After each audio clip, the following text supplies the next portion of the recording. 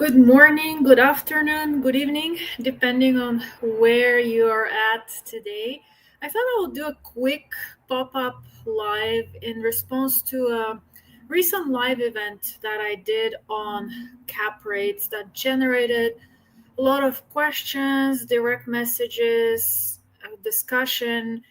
And today, in particular, I want to focus on addressing one question or one common theme that seemed to be emerging.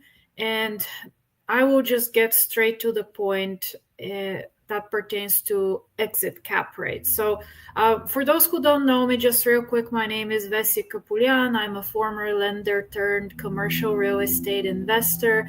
And today I advise passive investors, high net worth individuals on investing in apartments, and I also help investors new to multifamily who want to dig a layer deeper, learn how to analyze deals from beginning to end, even if they've never underwritten a deal before, in order to minimize the risk of loss.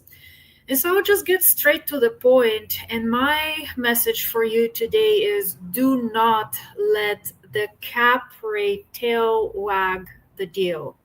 What do I mean by that? For those of you who have been in the investing space and in the apartment space in particular for a while, remember the heydays of 2021, 2022, when many investors let the dead tail wag the deal. And getting into variable rate, high leverage deals, basically taking disproportionate amount of risk just so they can barely meet the minimum required returns that investors had been had gotten used to over the prior couple of years.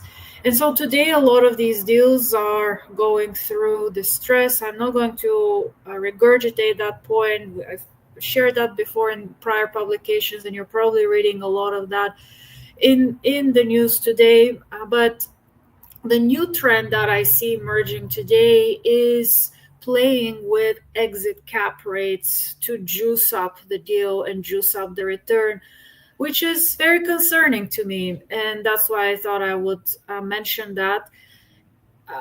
Adhering to fundamentals in up cycles or down cycles is extremely important. And today's time is no different.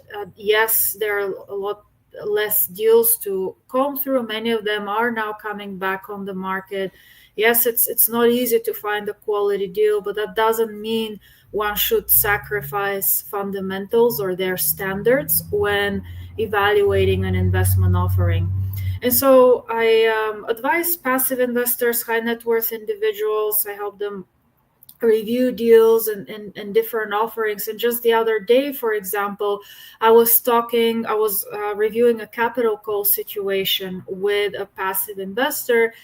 And as I was plowing through the deck, there were a lot of things that concerned me, but one in particular. So the message to them by the lead sponsor was, you must invest in this capital call or else we're going to foreclose. The deal will get foreclosed on by the lender and you will lose all of your capital. But if you invest today, you will protect 100% of your capital when we exit a couple of years from now.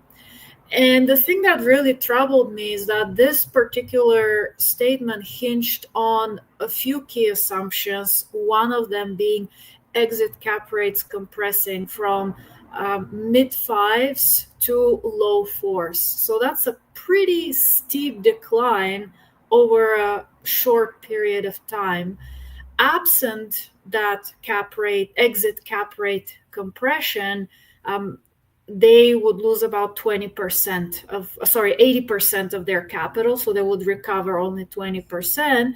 And that assumes zero variance in the P&L, zero variance in the net operating income. Now, if net operating income was to diverge even a little bit, and I'm not even going to go into that in some of the assumptions that were made in the underwrite, they would basically still end up losing 100% of the capital. So contributing a ton of money today just so they can kick the can down the road and still potentially lose 100% of their capital.